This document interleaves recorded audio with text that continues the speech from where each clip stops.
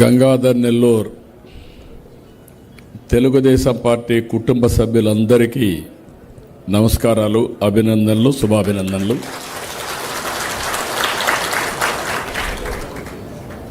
After a long time 8 నెలలు గవర్నమెంట్లో పడిపోయి మళ్ళీ ఈరోజు కుటుంబ సభ్యులను కలుసుకునే పరిస్థితి వచ్చింది. మిమ్మల్ని చూస్తే కొండంత ధైర్యం వస్తూ ఉంది.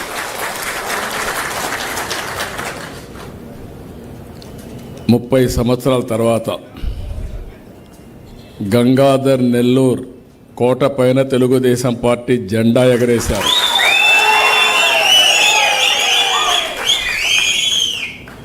ఎప్పుడు కూడా నా దగ్గరికి వచ్చి పేదలు అరిసేవాళ్ళు. నా ఆవేదన నేను చెప్పేవాడిని, ఇంకా గెలవలేదేంటి గంగాధర్ నెల్లూరు అని. మీరు నా దగ్గరికి వచ్చి లేదు సార్ ఈసారి అది అయిపోయింది ఇది అయిపోయింది మళ్ళీ మేము గెలుస్తాం అనేవాళ్ళు. కానీ ఈసారి మాత్రం ప్రాణం పెట్టి చేశారు, కష్టపడ్డారు, గెలిపే ధ్యేయంగా పనిచేశారు, గెలిచి నా దగ్గరికి వచ్చారు.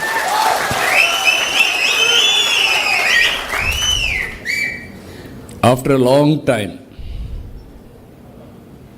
చిత్తూరు జిల్లాలో కొంచెం పక్కన గురి తప్పాం, కానీ తంబళ్ళపల్లి, పుంగనూరులో ఇక్కడ మాత్రం అన్ని సీట్లు మనమే గెలిచాం. రాష్ట్రం అంతా గెలిచాం. రాష్ట్రంలో మనం ఒకసారి చూస్తే వైనాట్ 175 అన్న వ్యక్తులు, కుప్పం కూడా మా లెక్కలో ఉందని చెప్పుకున్న వ్యక్తులు ఇప్పుడు రాబోయే రోజుల్లో వైనాట్ పులివెందులనే పరిస్థితికి వచ్చాం. అక్కడ కూడా సరిగా చేస్తుంటే సీటు మందే. ప్రజలంతా ఒకటిగానే ఆలోచిస్తున్నారు. అక్కడక్కడ కొద్దిగా మన నాయకులు పూర్తిగా మోటుకోవడంలో కొంచెం ప్రాబ్లమ్స్ వస్తున్నాయి. నాకు కూడా తోస్తున్నాను, కానీ అప్పుడప్పుడు కొన్ని ప్రాబ్లమ్స్ వస్తాయి. అయితే మీరందరూ కూడా అందరూ ఉన్నాం. నన్నైతే మీరు చాలాసార్లు చూసుంటారు చిన్నప్పటి నుంచి. ఎందుకంటే చిత్తూరు జిల్లాలో నేను క్లోజ్గా తిరిగాను కాబట్టి, అంచెలుగా ఎదిగాను కాబట్టి.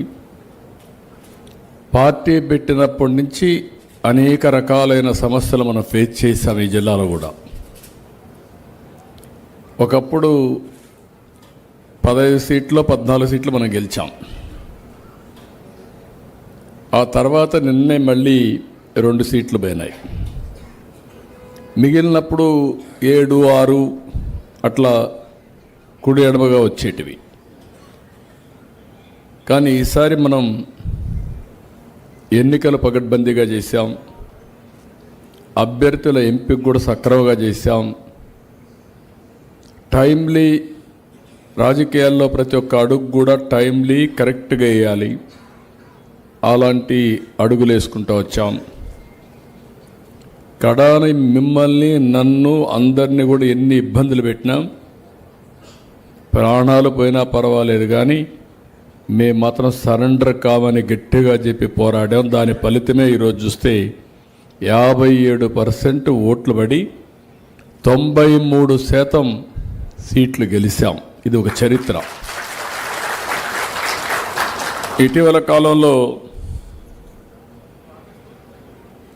ఇటీవల కాలంలో మీరు ఒకసారి చూస్తే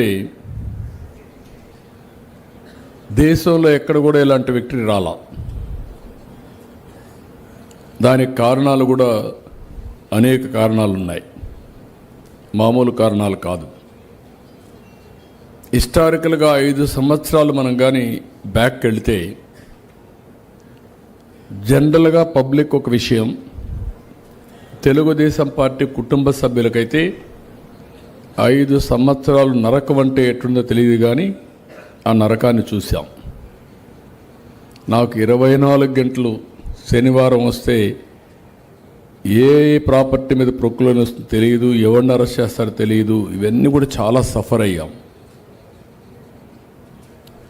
కానీ నాకు ఆ రోజు ఈరోజు ఒక విశ్వాసం, దేశంలో ఏ రాజకీయ పార్టీకి లేనటువంటి పటిష్టమైన పార్టీ యంత్రాంగం ఉండే ఏకైక party Telugu Desam party. I'm proud of it.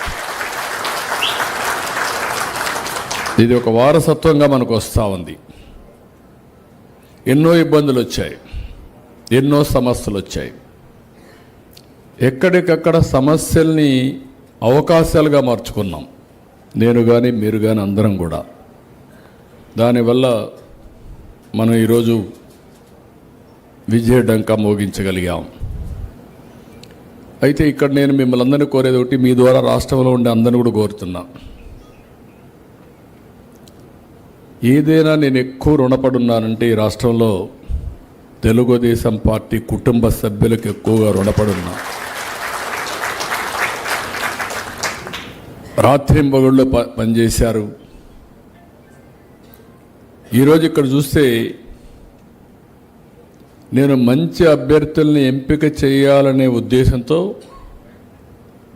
ఇద్దరు అభ్యర్థులను కూడా, ప్రసాదరావు గారు ఎంపీ, ఒక ఇన్కమ్ ట్యాక్స్ ఆఫీసర్గా పనిచేసి రిటైర్ అయ్యాడు.